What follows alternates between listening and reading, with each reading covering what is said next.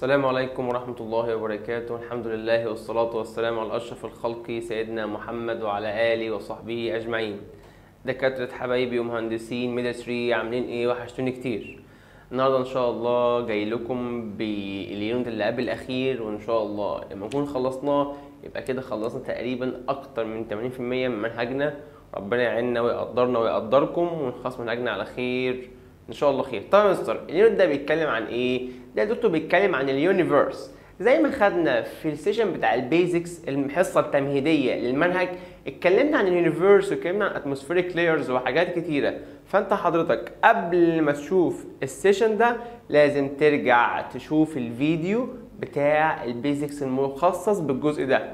طيب يا مستر انا عارف يا مستر ان اليونيفرس في السولار سيستم بتاعنا، وعارف ان احنا عندنا الصن في النص والبلانتس بتريفولف around it in fixed orbit. مظبوط. وفي حد يقول لي تاني يا مستر انا عارف ان البلانتس بتريفولف in fixed orbit، بتمشي في نفس المسار ما بتتغيرش بسبب مستر الجرافيتي اوف ذا sun. بسبب الجرافيتي اوف ذا sun، الصن عشان هي very big mass، كتلة كبيرة جدا، فعندها جرافيتي كبيرة جدا، فقادرة تجذب كل البلانيتس ليها، فكلهم بتجبرهم ان هم يدوروا حواليها. يعني يا مستر لو مفيش جرافيتي البلانيتس ممكن تهرب وتجري بعيد عن الصن وتلف في اي حتة تانية. فيا مستر انا عارف ان البلانيتس بتدور around the sun بسبب الجرافيتي. طيب ده كلام جميل وكلكم الله ينور. طيب يا مستر حضرتك النهارده جاي تقول لنا ايه؟ والله جاي لك حاجات شبه دي، بس جاي اقول لك بالظبط ازاي اليونيفرس ده اتكون وازاي اتخلق وازاي الله سبحانه وتعالى اوجد هذا الكون. طبعا دي كلها نظريات من علماء تحتمل الصواب والخطأ، ولكن هي اقرب للحقيقة. ويلا بينا نكمل. يلا بينا. بسم الله الرحمن الرحيم. طب مستر انا عندنا النهارده يونت 3 The Universe Part 1 by Mr. يوسف سعد. طيب يا مستر هنتكلم النهارده اول حاجه عن اليونيفرس. زي ما اتكلمنا ان اليونيفرس يا مستر الكون ده فيه ستارز وجلاكسي وصن وبلانيتس، فيه حاجات، كل حاجه دي جوه اليونيفرس. زي ايه؟ تعال كده اشبه لك مثل بجسم الانسان. والله يا مستر انا عارف من زمان، والمثل دي هفكرك اهو، ان اصغر حاجه في جسم الانسان هي السيل. بعد كده مستر ممكن يبقى حاجه اكبر شويه، تيشو، هي السيل بس سيل اكبر شويه. بعد كده مستر في اكبر شويه كمان حاجه اسمها اورجن. بعد كده مستر في حاجه اكبر من الاورجن حاجه اسمها سيستمز، سيستم، دايجستيف سيستم، سيركاتوري سيستم، ريسبيراتوري سيستم. وفيها مستر حاجه اكبر من السيستم هي الهيومن بادي. يعني يا مستر الهيومن بادي هو اكبر حاجه. في بقى يا مستر الاورجنز، وفيها مستر السيل، وفيها مستر التيشو، وفيها مستر السيستمز. فنفس الفكره، الهيومن بادي هو اليونيفرس. زي ما الهيومن بادي في كل السيستمز والاورجنز والسيلز، اليونيفرس في كل الستارز والبلانيت والجلاكسيس وكل شيء. صعب الكلام ده؟ طيب تعالى مع بعض نمشي واحده واحده. قال لك والله it's a wide and extended space contains all galaxies, stars, planets, moon, living organisms and everything. and يا مستر and everything. بيقول له حضرتك ايه الراجل ده؟ بيقول لك والله يا مستر بكل بساطه الكلام شرح نفسه. هو wide كبير، extend ممتد، contain galaxy, living organism, moon, planet, stars and everything. طيب صعب الكلام ده؟ لا يا مستر الكلام سهل. and universe contain about 100,000 million galaxies. يا نهار ابيض، فيها مستر 100,000 مليون جالاكسيز، فيها مستر 100,000 جالاكسي. طبعا كنا عارفين الجالاكسي يعني مجرة. طيب يا مستر قال لك the universe is very vast. ده يا مستر vast يعني هو فسيح، كبير جدا. the sun and earth is tiny. خد بالك قال لك tiny، ما قالش small. في فرق بين small وتايني. small دي صغير، انما tiny دي صغير قوي. يا مستر الصن اللي هي كبيره قوي، اللي هي مستر عندها جرافيتي عاليه وبتخلي كل البلانيتس تيجي ناحيتها عشان هي كبيره، قال لي هي تايني بالنسبه لليونيفرس. ايوه ما احنا اتفقنا. اليونيفرس ده هو الهيومن بادي، هو اكبر حاجه، وكل حاجه دي هنا هي جواه، كل حاجه هي جواه. حتى الان يا مستر الكلام سهل ولذيذ وشرح نفسه مفيش فيه حاجه. طيب يا مستر تعالى نكمل. ذا جالاكسيس. ايه يا مستر الجالاكسيس دي؟ قال لك والله يا مستر الجالاكسيس دي هي عباره عن جروب اوف ستارز، جروب اوف ستارز ماسكه في بعضها، ماسكه في بعضها في مجموعات، بنسمي مجموعات الجالاكسيس بنسميها كلاسترز. كلاسترز. تعال نشتغل مع بعض واحده واحده. اهو يا مستر هي جروب اوف ستارز rotate together in cosmic space by effect of gravity. They are bigger unit of the universe. هي المفروض دي biggest، هي أكبر حاجة في اليونيفرس. أكبر حاجة في اليونيفرس هي يا شباب الجالاكسي. The galaxies gather in group. تجمع يا مستر في جروب اسمها أيوه clusters. Galaxy clusters مجموعات المجرات. طيب يا مستر each galaxy has a distinctive shape according to the harmony and order of group of stars. بيقول لك يا دكتور ان كل جالاكسي ليها الشيب الخاص بيها، distinctive يعني مميز او خاص. طب ده مصر على حسب ايه؟ على حسب والله يا دكتور الهارموني بين الجروبس. يعني والله شويه جروبات كده، انت مثلا ماشي في الشارع كده، وانت حضرتك ماشي في الشارع بتلاقي كده شارع على اوله محل حلاق، ده شارع فلان انت عارفه. شارع تاني على اوله سوبر ماركت الضحى، يقول لك ده شارع محمد. واحد تاني على اوله جراج، ده شارع حسين. فانت يا دكتور معلم الشوارع، وكل شارع ليه عندك صفه مميزه حسب انت معلمه بايه. نفس الفكره الجالاكسيز، كل جالاكسي ليها ديستنكتيف شيب، ليها شكل خاص على حسب ايه يا مستر؟ على حسب الهارموني اند الجروب اوف ستارز، حسب كده التجمع بتاع الجروب اوف ستارز والاشكاليه بتاعتهم. حتى الان في حاجه صعبه؟ لا يا مستر احنا دلوقتي حتى بنعمل عمليه سرد للمعلومات، ودي كلها او نصها كلام قديم وفيها مستر كلام جديد. وانا يا مستر ممكن اكون سمعت الكلام ده قبل كده، اي نعم يا مستر مش كله، بس سمعت الكلام ده منه كتير. طيب صعب الكلام ده؟ لا. يبقى اليونيفرس والجالاكسي صعب الكلام؟ لا يا مستر كلام جميل. يلا بينا.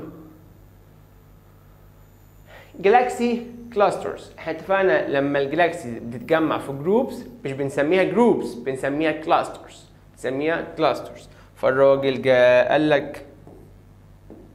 لك ايه؟ There are groups of galaxy in space. طيب دي يا مستر سهله وجميله، ان لما الجالاكسي تتجمع في جروبس بنسميها كلاسترز. طيب حد عارف يا شباب اسم الجالاكسي اللي احنا عايشين فيها ايه؟ مجره. طبعا انتم مستحيل تجيبوا اسمها بالانجلش، او ممكن يبقى في حد ما شاء الله اللهم بارك عارف اسمها بالانجلش، عادي يا عم الله ينور. والله يا مستر اعتقد سمعت الاسم ده قبل كده، مجره درب التبانه، بالت مش بالدال. مجره درب التبانه، حد سمعه قبل كده؟ يا مستر ممكن نكون سمعناها قبل كده. طيب اسمها يا دكتور ميلكي واي. اسمها يا دكتور ميلكي واي. ده يا دكتور اسم المجره او الجالاكسي بتاعتنا. طبعا انا بقول لك مجره عشان انت متعود اسم مجره، ما تعرفش حاجه اسمها جالاكسي، او مش متعود على جالاكسي. ممكن تكون قبل كده سمعت درب التبانه، انما ما اعتقدش ان ناس كتير سمعت ميلكي واي دي. حلو الكلام. يبقى اسم يا مستر الجالاكسي بتاعتنا اسمها ميلكي واي. يلا بينا يا مستر نكمل، مفيش حاجه صعبه.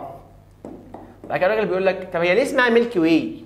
هي يا مستر ليه اسمها ميلكي واي؟ ميلكي يعني لبن، واي يعني طريق او طريقه او مسار كده. اشمعنى؟ قال لك والله يا دكتور لانها شبه اثناء الليل بتكون شكلها في السكاي at a splashing milk or spreading straw. splashing milk بتكون شبه اللبن المسكوب او اللبن المبعثر، اللبن المدلوق على الارض، فهم سموها ميلك واي لانها شبه اللبن المسكوب. مستر ممكن صوره كده توريني الكلام ده؟ تعالى بينا. طبعا هي مش باينه قوي بسبب اللوجو، ولكن هي باينه. بص تحس كده يا مستر ان اللبن كده هو مستر مدلوق على الارض في صوره دواير. يا مستر انا شايف حاجات بيضه كتير كده، وهي يا مستر فعلا تحس ان هو فعلا في لبن مدلوق على الارض.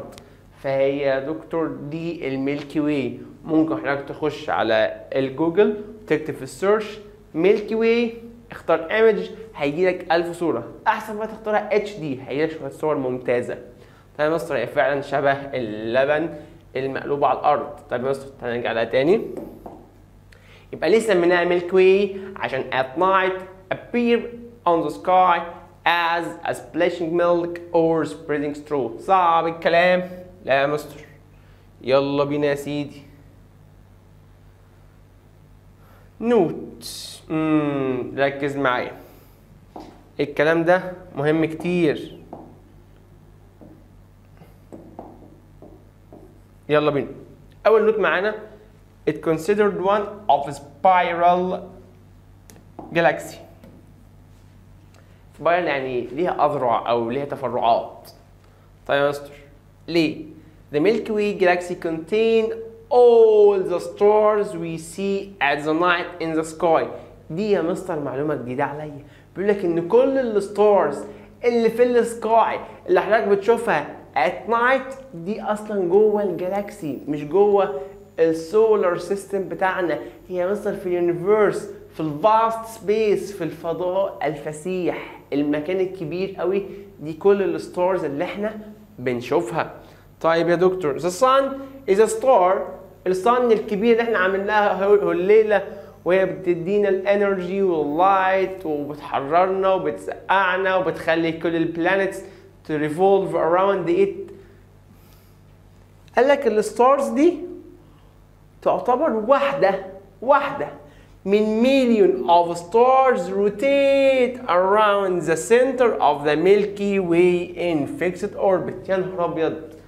الصن تعتبر واحدة من million of stars that مالهم that revolve around the center of the galaxy in fixed orbit. هي واحدة من الستارز اللي بتدور حوالين السنتر بتاع الجلاكسي in fixed orbit، في مسار ثابت ما بيتغيرش. يعني يا مستر دي نفس فكرة ان البلانيتس بتريفولف around the sun. يا مستر نفس الفكرة. هنا بقى عندك الستار هنا عندك يا شباب الصن والستارز كلهم مالهم بيريفولف او بيروتيت around the center of the Milky Way in fixed orbit. صعب الكلام؟ لا يا مستر سهل. بص بقى الحته الحلوه دي يا دكتور، بص الحته الحلوه دي، الحته دي مهمه وبتيجي كتير في كومبليت. ركز معايا. بيقول لك بقى يا دكتور هما بيلفوا وهم ايه؟ هما بس بيلفوا. الاولد ستار النجوم القديمه اللي هي كبيره، اللي هي مثلا بقى لها مثلا 100 مليون سنه، بقى لها قد ايه؟ 100 مليون سنه. دي يا مستر بتكون in the center، بتكون ايه يا مستر؟ في السنتر.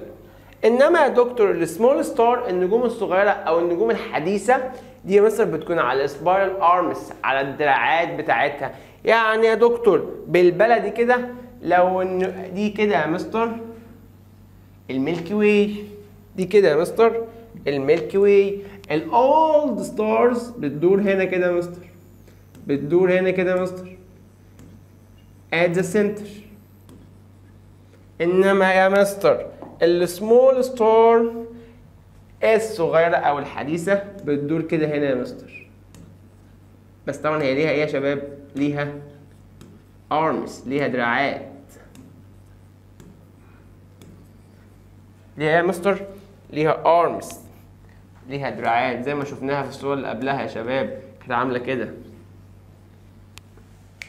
وهنرجع نشوفها تاني. يبقى مستر تاني معلش الحته دي عشان الكلام ده مهم جدا جدا جدا جدا وبيوقع كتير منك درجات ببلاش.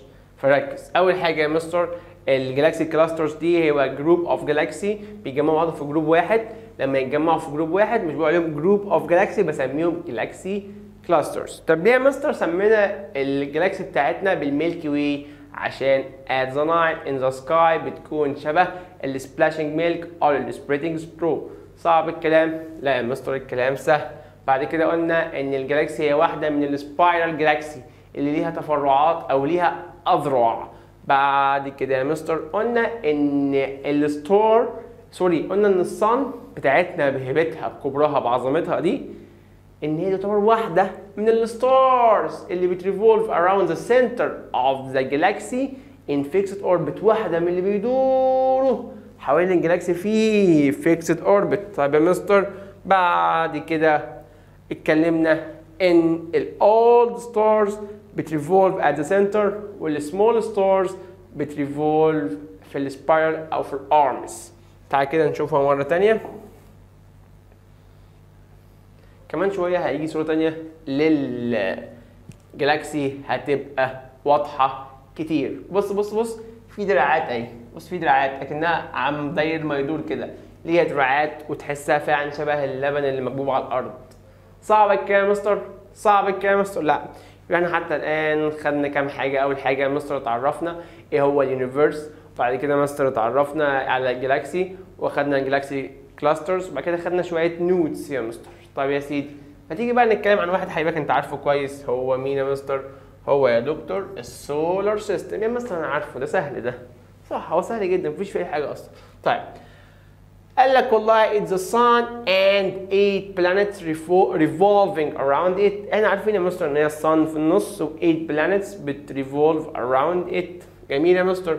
solar system is located in one of the spiral arms of the Milky Way on the edge of galaxy. ودي حته مهمه برضو بيجي حضرتك مثلا في التشويسز او في الكومبليت، فدي مهمه. بيقول لك ايه الراجل الطيب ده؟ بيقول لك والله يا دكتور ان السولار سيستم بتاعنا لو احنا عاملينه هيصه والليله فين يا مستر؟ بيكون في one of spiral arms of Milky Way. هو واحد على الدراعات من بتوع الجلاكسي. واحد من على الدراعات. ايوه يا مستر تعالى كده نرجع لكده نشوف الدراعات مره ثانيه. بص ادي يا مستر الدراعات بتاعتها عامله كده شبه الاكتوبوس. احنا يا مستر السولار سيستم موجود على واحد من الدراعات دول، على الطرف واحد كده. يقول لي يا مستر، تقول لي يا دكتوره، تقول لي يا مستر معنى كده ان هي دي مش من الاولد، دي من السمول. اقول لك ماشي يا عم تعتبر كده، لو انت هتحفظها كده او تفهمها كده ماشي تعتبر كده. فيا دكتور بس هي طبعا مش ستار، احنا كنا بنتكلم ان الستار ان الاولد ات ذا سنتر والسمول ات ذا ارمز، انما ده يا دكتور ده يونيفرس او السولار سيستم بتاعنا مش يونيفرس. السولار سيستم بتاعنا موجود على one of arms of galaxy. صعب الكلام حتى الان؟ لا يا مستر الكلام سهل ولذيذ. طيب اخر معلومه جميله خالص كده. الشمس بتاخد 220 million years to complete one rotation around the center of galaxy. يا نهار ابيض يا نهار ابيض، الصن بتاخد 220 million years عشان تعمل one complete rotation او one complete rotation around the center of galaxy. يا نهار ابيض. وما احنا بنعمل قد ايه؟ ما احنا شغالين مثلا نلف معاها، هي بتلف واحنا معاها بفعل الجرافيتي. صعب الكلام ده؟ لا يا مستر الكلام سهل. طيب يا سيدي تعالى بينا نوت، بعد كده نخش بقى على الشغل الجميل. بيقول لك بقى هنا دكتور ايه؟ هيكلمك عن الجرافيتي وايه علاقه البلانيتس بيها. تعالى كده دكتور نتخيل مع بعض، انا قاعد هنا او انا واقف هنا واحنا في فصل، ومحمد وحسين في اول ديسك، ابراهيم ومجدي تاني ديسك، ملك وياسمين تالت ديسك، ونور ورودينا رابع ديسك. حلو الكلام ده. وكل واحد فيهم انا ماسكه بحبل معين، يعني انا رامي حبل على اول ديسك وحبل على تاني ديسك وحبل على تالت ديسك وحبل على رابع ديسك. اسال سؤال، اكتر واحد انا ماسكه كويس جدا جدا جدا مسيطر عليه جذبه ليا ما يقدرش يفلفص هو مين؟ محمد ولا رودينا؟ لا مثلا هتقولي محمد عشان هو اول واحد ليك. عاش.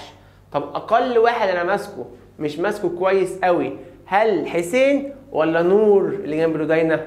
لا هتقولي يا مستر نور اللي جنب رودينا. ليه؟ عشان بعيده عني. يس عشان بعيده عني يا مستر، انا مش ماسكها قوي. مش ماسكها قوي. ومن هنا اقدر اقول لك حاجه، ان كل ما المسافه زادت كل يا مستر ما المسافه زادت بيني وبين حسين او بيني وبين محمد او بيني وبين رودينا او بيني وبين ملك، كل يا مستر ما انا قوتي او سيطرتي عليهم زادت ولا قلت؟ لا يا مستر قلت، عشان البعيد انا مش ماسكه كويس، انما القريب انا ماسكه كويس. نفس الفكره دي يا دكتور علاقه الجرافيتي بالبلانيتس. تعالى معايا.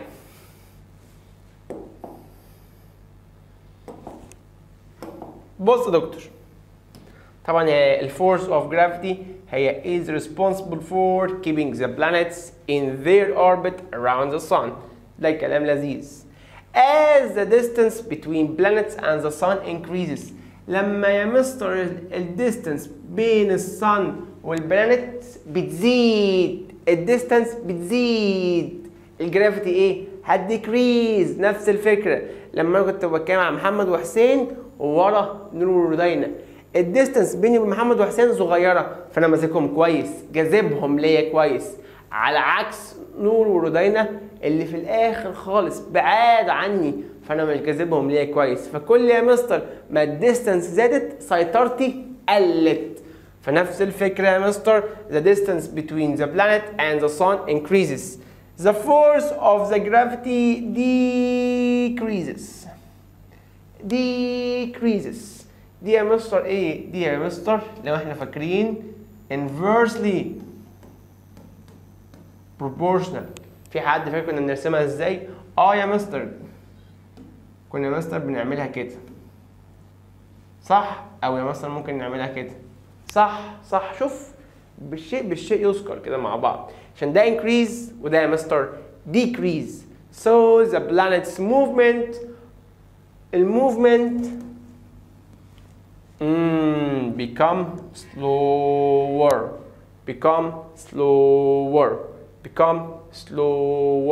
ما انت يا مستر ماسكني جامد، مش عارف افلفص منك، حركتي بطيئه، انما البعيد ماسكه نص، يقدر يروح كده ويروح كده ويتحرك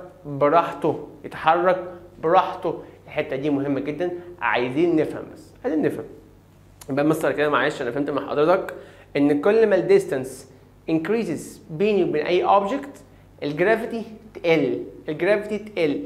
يعني اول واحد غير رابع واحد، محمد وحسين في اول ديسك غير نور وياسمين في رابع ديسك، لا نور ورودينا اوعى تنسى، دول انا ماسكهم كويس عشان الديستانس بيننا قليله، فالجرافيتي بتاعتي عاليه، فهم مش عارفين يتحركوا. انما اللي هناك الديستانس بيننا كبيره، فالجرافيتي بيننا صغيره، فهم ممكن بيتحركوا في الخباثه وانا مش واخد بالي. بس ماشي انا سامحتهم عشان خاطركم بس. صعب الكلام ده؟ مستر ممكن نقول الكلام ده تاني؟ طبعا نقول. تعالى بينا. كل يا مستر ما الديستانس between the planet and sun increases. لما الديستانس يا مستر تزيد الجرافيتي decreases. بص بيقول لك ايه؟ So the planet movement around the sun becomes slower. صعب الكلام ده. طيب يا سيدي تعالى يا سيدي نكمل. بسم الله. مين ده؟ ارجع تاني. مين ده؟ ده يا مستر السولار سيستم بتاعنا. دي مين؟ دي الصن يا مستر يا راجل. ودول مين يا مستر؟ دول يا مستر ال8 بلانيتس يا راجل. ايوه يا مستر. يا مستر ساترن اهو، ويا مستر عندك مارس وعندك ايرث وعندك فينوس. مين ده؟ وعندك الاخ الحلو بتاعنا الطيب ده مستر، كلهم موجودين معانا. صعب الكلام. استاذ لؤي معلش هعيد الحته دي تاني.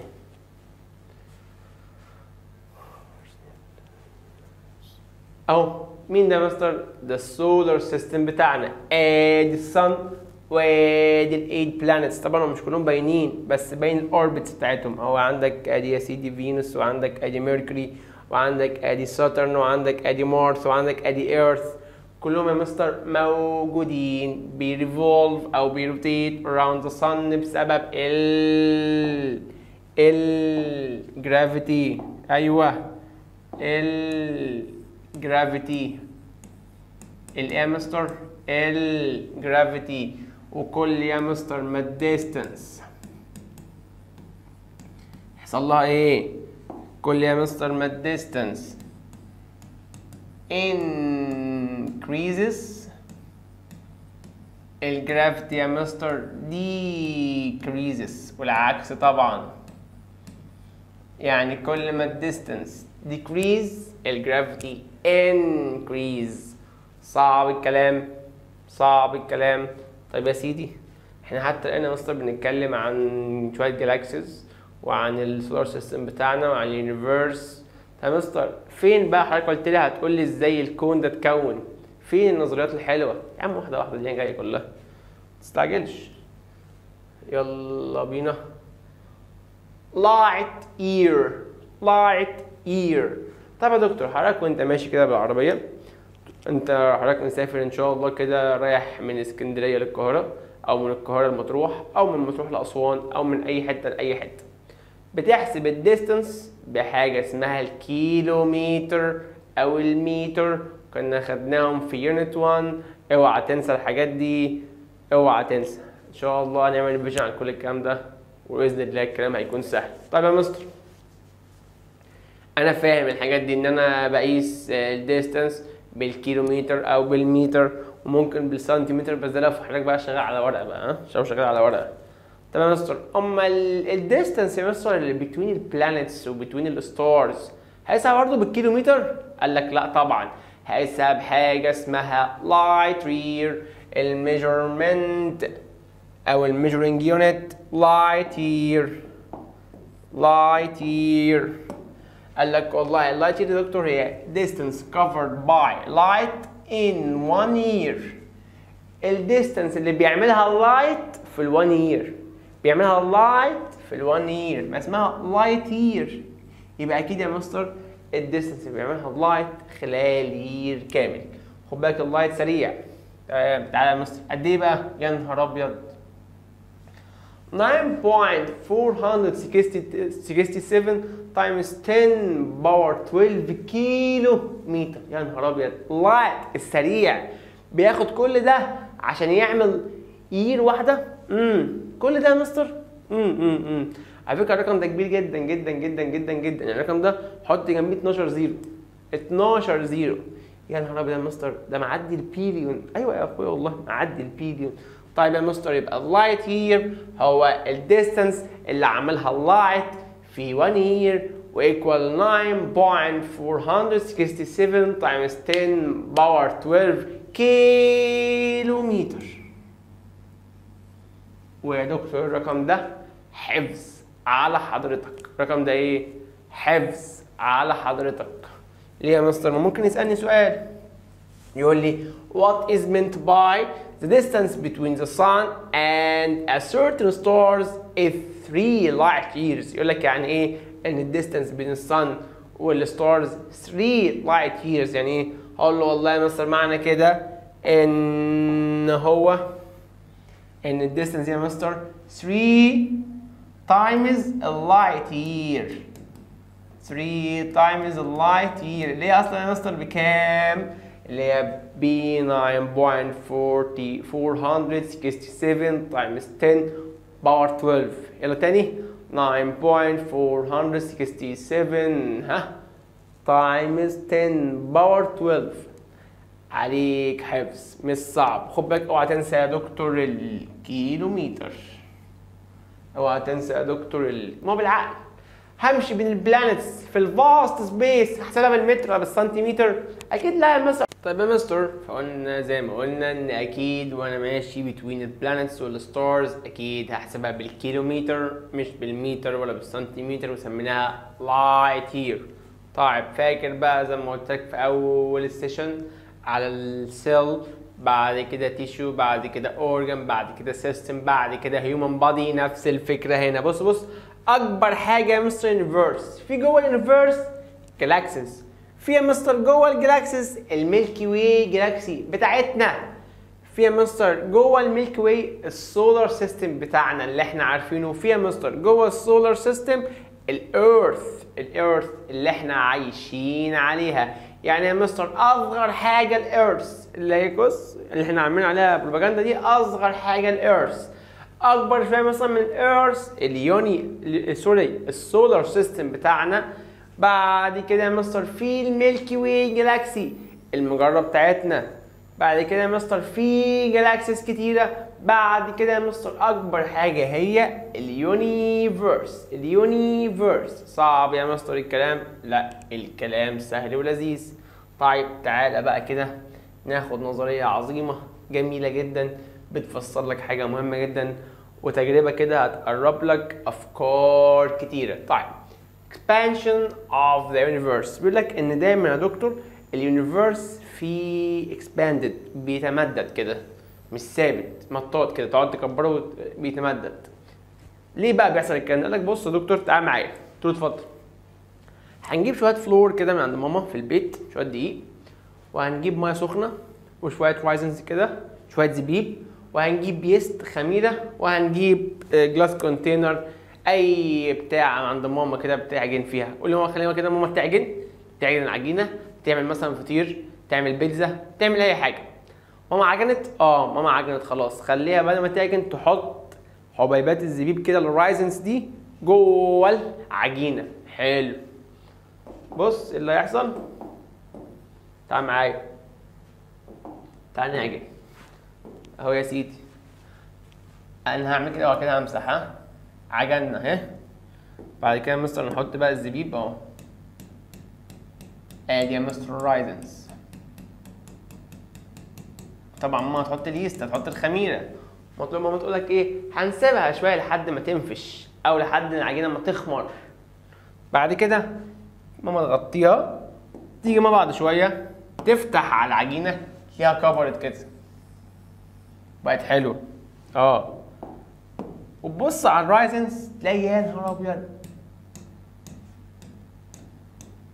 ايه يا مستر ده؟ دول بعدوا عن بعض قوي كده ليه؟ كده يا دكتور حصل لها اكسبانشن، اتمددت. ان يا مستر الرايزنز كان مكانها هنا فجأة مكانها اتغير، والديستنس دي بعد ما كانت صغيرة كبرت قوي يا مستر. الديستنس كبرت، حصل لها ايه؟ حصل لها دكتور اكسبانشن.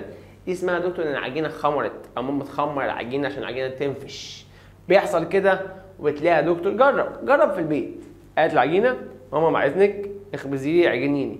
جبت عجينه، انزل عند عمو قال له مع اذنك عايز ب5 جنيه زبيب. طبعا مش هيديك بس ان شاء الله يديك. حطهم كده جوه العجينه، سيبها تخمر ساعه، افتح عليها هتلاقي حبيبات الزبيب بعدت قوي عن بعض. ليه؟ حصل يا مستر اكسبانشن، حصل لها يا مستر تمدد، اتمددت. صعب الكلام ده؟ يا مستر تعالى بينا. قال لك بص هنعتبر الضعف ده اليونيفيرس والرايزنز ده الجلاكسي. هنعتبر ان العجينه كلها هي الكون اليونيفيرس، والرايزنز الزبيب ده دكتور هو الجلاكسيس. صعب الكلام ده؟ معنى كلامك يا مستر ان الجلاكسيس مكانها مش ثابت، بيتغير؟ نعم بالظبط مكانها بيتغير. تعال الاول يا دكتور نشوف الصوره وبعد كده نرجع للحته دي. بص دكتور، ادي يا دكتور العجينه كانت في الاول. بص الراجل بيقول لك ايه؟ بيقول لك والله كانت هنا 2 سم، هنا كانت 5 سم، وهنا 2 سم. هنا بص دكتور لما ماما سابت العجينه كده وفتحت عليها لقت دي 6 سم ودي 15 سم، ودي اكيد كبرت برضو. فهمتك يا مستر؟ احنا كده مثلا هنعتبر ان العجينه دي يا مستر هي اليوني فيرس، ويا مستر رايزنز الزبيب ده مثلا هنعتبره هو الجلاكسي. يا مستر وصلت. معنى كلام حضرتك ان الجلاكسيس دي يا مستر in continuous motion، في حركه مستمره، عشان كده يا مستر بتتحرك فتبعد عن بعض ونسميها الاكسبانشن، التمدد، او انها تبعد عن بعض. طبعا نرجع تاني يا صديقي، يلا نرجع تاني. قلنا نعتبر الضعف هي اليونيفيرس العجينه والرايزنز. يلا بينا. والله يا دكتور بص، اول حاجه swelling of the universe ده the expansion of the universe. المفروض تبقى هنا الكلمة دي يا شباب، ولكن خطأ تقني من عندنا، سامحونا. universe. اشطب على دي.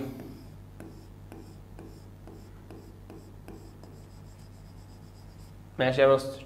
يبقى مستر العجينة هي اليونيفرس، العجينة هي اليونيفرس. ويا مستر separation of raisins from each other، ان يا مستر الرايزنز بيبعد عن بعضه او بينفصل عن بعضه، نفس الفكرة هو الجلاكسيس. تعال نغير اللون عشان يبان الكلام. احنا اتفقنا يا دكتور ان الرايزنز هي الجلاكسيس، يبقى برضه مثلا كده فين؟ في الجلاكسيس. تعالى بينا اخر حاجة يا مستر increasing the distance expansion of the between horizons. بيقول لك يا دكتور ان الديستانس بين الهورايزنز بتزيد، نفس الفكره يا مستر. ده معناه ان الجلاكسيز واليونيفرس in continuous motion، في حركه مستمره مش بتقف، في حركه مستمره مش بتقف. يا مستر سهله يا مستر وجميله وانا فهمتها. احنا هنجيب مستر شويه كده عجينه ونخمرها ونجيب شويه رايزنز نحطهم جواها ونسيبها. بعد شويه مستر الاقي ان الديستانس بين الهورايزنز زادت، ويا مستر نعتبر ان الضعف العجينه دي يا مستر هي اليونيفرس، ويا مستر الزيف ده هو الجلاكسيز. فانا مستر اكتشفت كده ان زي ما الهورايزنز بيتحرك برضه يعني مستر الجلاكسيز واليونيفرس in continuous motion. in continuous motion يعني الجلاكسي واليونيفرس في تمدد مستمر مستمر مستمر. صعب الكلام؟ طيب يا سيدي تعالى نكمل. يلا بينا مستر. طبعا جبنا الرسمه. يعني ايه بقى مستر؟ ايه هو الاكسبانشن اوف يونيفرس؟ قال لك والله it's a continuous separation between galaxies. continuous separation between galaxies in space as a result of their regular movement. ان يا مستر بيحصل لها مستر separation بيحصل لها مستر كده تمدد مستمر او حركه مستمره. ده مثلا بيكون نتيجة لحركتها، نتيجة لحركتها. ان يا مصر الجلاكسي على طول بتتحرك، على طول بتتحرك. فيا مصر عشان هي بتتحرك فسميناها expansion of universe، تمدد الكون. ليه؟ عشان الجلاكسيز in continuous motion، فيا مصر بيحصل continuous separation، فمكانها يا مصر مش ثابت، مكانها مش ثابت. صعب الكلام ده؟ لا يا مصر صعب صعب. طب يا صديقي تعال بقى نخش على الكلام الكبير. The origin of the universe. ايه اصل الكون؟ اصل الكون بص هما افتكسوا افتكاسه مش صح قوي ومش غلط قوي، بس هي شبهها بعض الاخطاء. يعني سموها ذا بيج بانج، او ممكن تسمع عنها بانجيا. بيج بانج ان شاء الله كنت هتاخدها في الجيولوجي في سينيور 3 بالتفصيل الممل، ولكن الجيولوجي بقت بره المجموع فممكن ما تاخدهاش او ممكن ما تهتمش بيها، ولكن كلام علم لذيذ اعرفه عشان حضرتك، اعرفه لشخصك مش عشان المنهج وعشان الامتحان والكلام ده كله. طيب قال لك والله البيج بانج يا دكتور كانت عباره عن بول او اجازيوس بول a very very very massive، عارف ايه massive؟ كبير قوي، اكبر من enormous او نخليها massive gaseous pool. كانت كرة مصر كبيرة من الغازات، فجأة الكرة دي مصر هوب انفجرت، حصل لها اكسبلوشن. انفجرت انفجرت يا مصر، بقت الغازات يا مصر متنطورة كده في كل حتة. ايه؟ في كل حتة. ويا مصر الكرة دي يا مصر كانت عندها هاي تمبريتشر وهاي بريشر، كان عندها مصر درجة حرارة عالية قوي فانفجرت، فوزعت الحاجة في كل حتة. بعد كده الحاجات دي يا مصر بردت وكونت لي يا مستر ماسس، كونت لي يا مستر كتل. مع الوقت الكتل دي بقت جالاكسي وبقت بقى يونيفرس، وكونت لي بقى مستر الصن، وكونت لي يا مستر البلانتس. هي دي يا دكتور في اختصار شديد يعني ايه هي البيج بانج؟ هي البيج بانج. تعالوا يا دكتور مع بعض نقرا الكلمتين دول ونشوف النهايه بتقول ايه. تعالوا يا صديقي. قال لك والله يا دكتور the beginning of the universe was a gaseous ball، كرة من الغازات، كرة كبيرة مالها of high pressure and high temperature and small in volume، حجمها صغير بس ليها temperature عالي وبريشر عالي. قال لك the massive explosion massive explosion، حصل يا مستر انفجار عظيم to this ball since 1500 million years، and its component were scattered in the space. scattered in the space. مستر كده انتشرت كده مستر في السبيس followed by the continuous expansion وحصل ليها مستر continuous expansion تمدد زي ما قلنا من شويه and the changing process till now. بعد كده يا مستر كل الماتر دي مستر بقت تحصل لها expansion وتحصل لها expanded. كونت لي بقى مستر الانرجي سبيس والتايم واليونيفرس والجالاكسي وكل الحاجات دي. تمام مستر، ما تيجي نقولها تاني. بص حدوته، كان عندي يا مستر ماسيف جاسيوس بول ماشي ليها هاي بريشر وهاي تمبريتشر اوكي، وكانت يا مستر سمولهم فوليوم اوكي، انفجرت لما انفجرت يا مستر وزعت بقى مستر كل ده في كل حته بقى، كل الكومبوننت بتاعتها انتشرت كده. الكومبوننتس يا دكتور بردت واتجمدت وكونت لي ماسل صغيره كده وماتر صغيره. الماتر دي بعد شويه حصل لها اكسبانشن اتمددت كونت لي بقى مستر الحمد لله.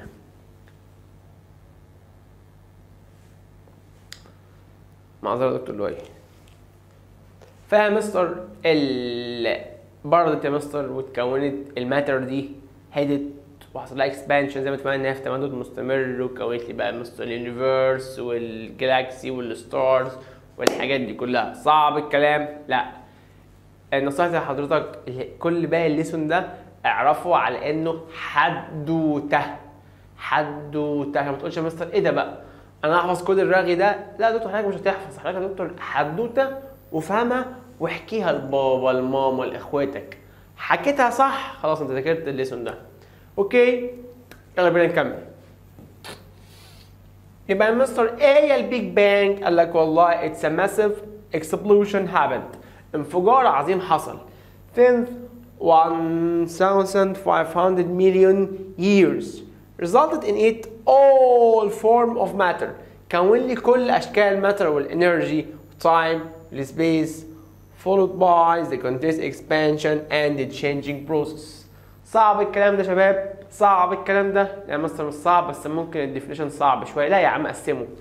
والله بص تعال نقسمه مع بعض يلا بينا. يبقى اول حاجه يا مستر حصل اكسبلوشن، بعد كده يا مستر الاكسبلوشن ده يا مستر هوب قلنا برد وكون لي بقى يا مستر الماتر والانرجي والتايم والسبيس، واتفقنا يا مستر ان هو في continuous expansion، في يا مستر تمدد الحمد لله. في يا دكتور بقى انا اسف للمره الثانيه انا اسف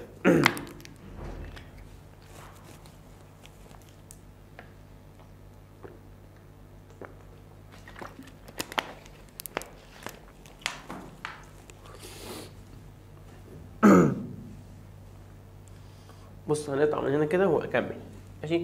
followed by the continuous expansion قلنا يا مستر هي في تمدد مستمر and changing process وفي تغيير مستمر. صعب الكلام؟ قسمنا الديفينيشن مفيش فيه حاجه. يلا بسم الله الرحمن الرحيم نخش بقى بالتفصيل. حصل ايه بالتفصيل وبالادله والصور؟ تعالى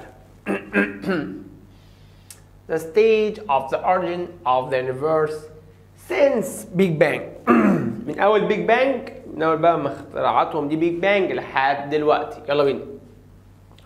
قال لك يا دكتور بيج بانج دي it's a process of the expansion and the changing of the gaseous pool component started and continues to this day. ان يا مستر هي عمليه للتمدد والتغيير المستمر في البول دي يا مستر من وقتها لحد يومنا هذا. بص هتلاقي بقى ايه الكلام بدأ يتكرر معاك، طب يا مستر عندك دليل؟ بص قال لك دي يا صديقي هي دي البيج بانج. البانجه كانت كوره كبيره من الغازات. مستر انا فعلا شايف كوره كبيره من الغازات قدامي اهي. دي يا دكتور هي الكوره قبل ما يحصل لها اكسبلوشن، قبل ما تنفجر. صعب الكلام؟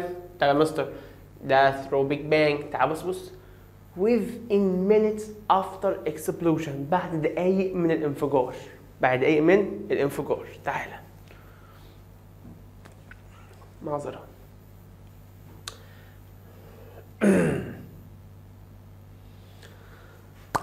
معلش يا دكتور بس ودني وصفرت جامد والميه ففي حاجه حصلت مش عارف بس الحمد لله. بعد بقى يا شباب دايما الانفجار the temperature decreased to about 100,000 million degrees، قلت لحد ما وصلت 10,000 درجة. هي كده قلت؟ اه كده قلت كتير كمان. قال لك يا دكتور atomic particle produced merged together producing a gaseous clouds. يعني مصر بدأ مصر يتكون عندي gaseous clouds. كون ايه؟ gaseous clouds. هي بقى مصر لما انفجرت وبعثرت حاجتها في كل حته بدأ يتجمعوا كده مع بعض اتوميك بارتيكل وكونت لي مصر جازيوس كلاود، سحابه من الجازيوس بس صغيره، كان اشهرهم الهيدروجين والهيليوم. والهيدروجين يا دكتور لازم تعرف ان هي 75% والهيليوم 25%. صعب الكلام؟ لا. صعب الكلام؟ مستر لا، كلام سهل. انا عرفت ان بعد الانفجار التمبريتشر قلت قوي لحد ما وصلت ل 10,000 مليون ديجري، وبعد كده يا مستر الاتوميك بارتيكل بدات تتجمع مع بعض وكونتني كلاودز، كان اهمها الهيدروجين 75% والهيليوم 25%. طبعا دكتور الحته دي بقى ايه اللي هو نتيجه اللي حصل بقى اللي هو ايه في النهايه دكتور الجازيوس دي كونت لي الجلاكسي والستارز واليونيفرس، بس خد بالك through million years. ده بقى في الاخر خلاص اللي حصل. لا احنا لسه هنشتغل على كذا ستيج. اتفرج. طب يا صديقي حتى الان يا مستر الكلام سهل ولكنها حدوته. بص لما حصل انفجار بدات توزع كل حاجتها، انتشرت في كل حته. حصل ايه؟ التمبريتشر يا مستر قلت بقت 10,000 مليون ديجري. بعد كده يا مستر اتوميك بارتيكل بقت تعمل ميرج مع بعض وكونت لي جازيوس كلاودز، اما الهيدروجين والهيليوم. صعب الكلام؟ صعب؟ لا يا مستر الكلام سهل. يلا بينا يا مستر اللي بعده. يا دكتور عندنا بقى نتكلم بارقام شويه، والارقام دي حفظ سهله ما تخافش. after 1000 million years هنا تبقى بص من 2000 ل 3000 بقينا هنا 3000. واحده كده الكلام سهل ولذيذ. after 1000 million years قال لك بص بقى زي ما خدنا من شويه ان بعد يا مستر ما يحصل الانفجار دي هيبدا يتكون لي ماسس ثانيه، ودي يا مستر هتقعد تحصل لها اكسبانشن وتشينجينج وتبرد وتتجمد، في الاخر يا مستر تعمل لي الجلاكسي واليونيفرس والبلانتس والحاجات دي كلها. تعال بقى نحكي الخطوات دي ستيب كده واحده. يا مستر the previously matter formed matter merged in the form of masses. هيبدأ يا مستر يتجمع مع بعض وتكون لي ماسس. حلو يا مستر الكلام. عندك يا مستر دليل؟ بص تبدأ بص هنا تتكون ماس، تتكون هنا ماس، الكتل تبدأ تقرب من بعض. طب مستر بعد كده هيحصل ايه؟ قال لك يا دكتور بعد كده هنا خد بالك من الارقام after 1000 من 2000 ل 3000 هيحصل ايه يا مستر؟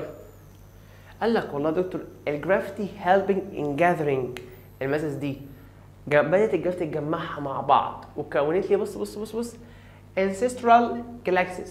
الجلاكسي الصغيره اللي هي لسه ما بقتش جلاكسي قوي، يعني اللي هي ايه البدايه بتاعتها. بص وثابت طبعا يا مستر leaving area of a bit space between them. بعد يا مستر 3000 بص الجلاكسي began to form. خلاص يا مستر الجلاكسي بدأت تتكون. يبقى يا مستر وصلت، يبقى يا مستر كانت ماسس مرميه كده، الجرافيتي عملت لها جاذرنج جمعتها كده مع بعض وعملت لي يا مستر حاجه اسمها ancestral galaxies. خد بالك يا دكتور الكلمه دي مهمه جدا. جميل يا مستر. دي يا مستر كانت جالاكسي؟ لا يا مستر كانت لسه مش جالاكسي، اللي هي صغيره قوي لسه ما بداتش.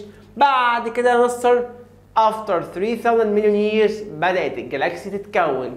عندك يا مستر دليل؟ يا عم الصوره يا عم يا عم بدات يا دكتور الجلاكسيز كده تتكون، بس لسه يا مستر صغيره. بص لو عملت كده زوم هنا بص دي الميلكي واي بتاعتنا. اعمل زوم، اعمل دي يا مستر الميلكي واي بتاعتنا. صعب يا مستر الكلام؟ لا يا مستر الكلام سهل. تعال كده مع بعض عشان نحفظ كده واحنا شغالين. يبقى مستر عندي افتر 1000 كان يا مستر اتجمعت لي كده ماسس مع بعضها. بعد كده يا مستر من 2000 ل 3000 يا مستر بدا الجرافيتي تعمل لها جاذرنج مع بعض وكانت لي يا مستر حاجه اسمها ancestral galaxies. كانت لسه يا مستر جالاكسيز غنططه لسه بتنمو. بعد كده يا مستر افتر 3000 بدأت يا مستر الجلاكسي begin to form. يبقى 1000 من 2000 ل 3000 after 3000. يلا بينا يا شباب. يلا بينا يا مستر اللي بعده. After 5 million years 5000 million years. بص بقى اللي حصل. The galaxy and the Milky Way took its disk form. بدأت تاخد شكلها الطبيعي. بعد ال 5000 million years بدأت خلاص الجلاكسي ميلكي واي خلاص اتكونت مستر واخدت شكلها الطبيعي. اهي رأيك اهي. فاكر لما قلنا ان هي شبه ايه؟ الميلكي واي هي شبه السبلاشنج ميلك. فاكر اهي قلنا مصر عندها سبايرال ارمز، عندها مصر دراعات زي ما انت شايف كده عامله شبه الاوكتوبوس، دراعات كده دايره حوالين بعضها. حوالين ايه؟ بعضها. صح مصر الكلام؟ لا، يبقى ده مصر افتر 5000. على فكره بص تدريج منطقي للغايه. كانت ماسس، بعد كده مصر بقت انسسترال جلاكسيس، بعد كده مصر الجلاكسيس بدات تتكون، بعد كده خلاص مصر الجلاكسيس اتكونت. جميل. بعد كده مستر after 10,000 million years خلاص مستر انا كونت الجلاكسي، هيبدا بقى مستر اكون الحاجات اللي جوه الجلاكسي. اكون بقى مستر الصن والارث والايت بلانيتس يا مستر، ابدا اكونهم بقى خلاص. ما انا كونت جلاكسي حلو خلاص. انا مثلا كونت الصن والبلانيتس وكل حاجه. بعد كده مستر في ايه؟ خلاص بقى بعد كده في حياه. بعد كده في حياة after 12,000 million years earliest life forms begin to appear on the earth. أشكال الحياة بدأت تظهر، حيوانات بعيدة كده عن أشكالنا، ديناصورات وحاجات كده، والإنسان الحجري القديم لما بقى كان شغال في الزراعة وبقى بقى مستر شغال إن هو يصطاد وياكل والحطب والحاجات دي كلها. الحياة زمان جدا. بعد كده يا مستر كل عام وأنت بخير. After 50,000 million years 15,000 million years خلاص يا مستر اليونيفيرس بقى زي ما احنا موجود دلوقتي. دي يا دكتور المجموعه بتاعت الجلاكسيس واليونيفيرس الكبير قوي اللي فيه جلاكسيس كتيره جدا جدا جدا. مستر بعد اذنك ابدا معايا من الاول واحده واحده عشان الارقام دي بدات تلخبطني. يلا بينا من الاول. يلا بينا من الاول. بص كده بالعقل قبل ما نبدا. هي مصر كانت ماسس، بعد كده مصر الجرافيتي بدات تجمعها مع بعض، بقت مصر انسسترال جلاكسيس، جلاكسيس صغيره لسه بتنشا لسه نونو. بعد كده مصر تبدا الجلاكسي تتكون، بعد كده مصر خلاص مصر الجلاكسيس اتكونت خلاص يا مصر كده. يبقى بعد الجلاكسي يتكون الصن والبلانتس. خلاص يا مصر بقى عندك صن وبلانتس وكوكب وكل حاجه والاشياء معدن. يحصل ايه؟ يبقى عندك يا مستر الريست لايف. الريست لايف اشكال الحياه. بعد كده حصل مستر كروساون طيب اليونيفيرس بقى على الشكل اللي هو احنا فيه حاليا. يلا بينا يلا بينا.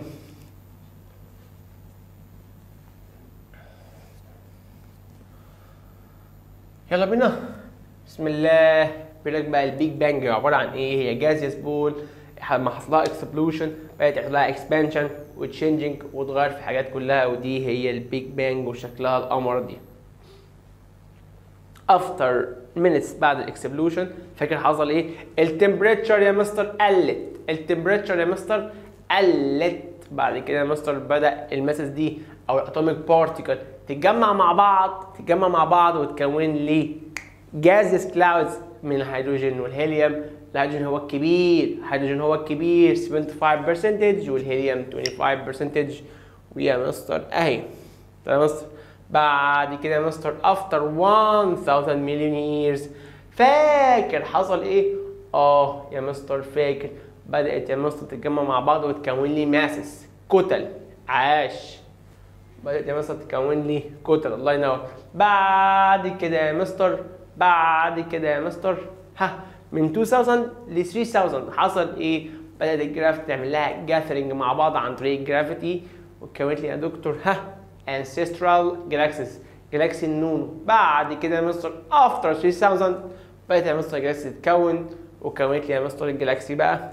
بعد كده على طول 5000 يا مستر الجلاكسي بتاعتنا اتكونت الميلكي واي. بعد كده يا مستر 10,000 مليون اللي حصل مستر كده خلاص بقى الجلاكسي اتكونت. يبقى يتكون عندي الصن والايت بلانيتس. الله ينور. بعد كده يا مستر خلاص اتكونوا، يكون عندي يا مستر بقى حياه يا مستر. earliest life form begin. بعد كده يا مستر 12 15 خلاص يا مستر بقى اليونيفرس زي ما هو. دكتور احنا كده خلصنا الدرس، تعال مع بعض في عجاله سريعه نجمع كل ما قلناه ريفيجن في دقيقتين 3. اول حاجه يا مستر اتكلمنا عن اليونيفرس وخدنا عنه حاجات كتيره وفهمنا ان اليونيفرس ده عباره عن ايه. بعد كده اتكلمنا عن الجلاكسي، قلنا ان الجلاكسي دي فيها عباره عن الستارز وفيها جرافيتي بتمسكها من بعض. وقلنا يا مستر في الجلاكسي ان الاولد ستار بتكون في السنتر والسمول ستار بتكون از سبايرال ارم. بعد كده يا مستر قلنا الجلاكسي لما تتجمع مع بعض بتعمل لي حاجه جروبس، وسمينا الجروبس ده يا مستر جلاكسي كلاسترز. بعد كده يا مستر قلنا يا مستر الجلاكسي بتاعتنا اسمها الميلكي واي. ليه يا مستر اسمها ميلكي واي؟ عشان at night in the sky بتكون شكلها splashing milk، شبه اللبن المسكوب على الارض. شبه اللبن يا مستر المسكوب على الارض، تعال نشوفها. شبه يا مستر ايه؟ شبه اللبن المسكوب على الارض. بعد كده يا مستر اتكلمنا عن السولار سيستم بتاعنا وقلنا ان هو بيتكون من الصن والايت بلانتس ريفولف اراوند ات بفعل الجرافيتي. واتفقنا مع بعض ان كل ما الديستانس بين الصن والبلانت تزيد الجرافيتي تقل، كل ما الديستانس تزيد الجرافيتي تقل. وقلنا يا مستر انفرسلي بروبورشنال. بعد كده يا دكتور خدنا اللايت هير، قلنا دي يا مستر هي الديستانس اللي بياخدها اللايت in 1 year. وقلنا الرقم حفظ 9.467 times 10 باور 12 كيلومتر. بعد كده يا مستر اتكلمنا عن حاجه مهمه جدا وهي ازاي حصل اكسبانشن في الكون. قلنا هنجيب شويه فلور دقيق ورايزن زبيب وخميره، نخمر العجينه نحط عليها الزبيب نسيبها ساعه. بعد شويه هلاقي فجاه ان الرايزنز مكانه اتغير. قلنا بالفعل نفس الكلام. الجلاكسيز بتكون in continuous motion، فعلى طول في expansion، في تمدد، مكانها مش ثابت.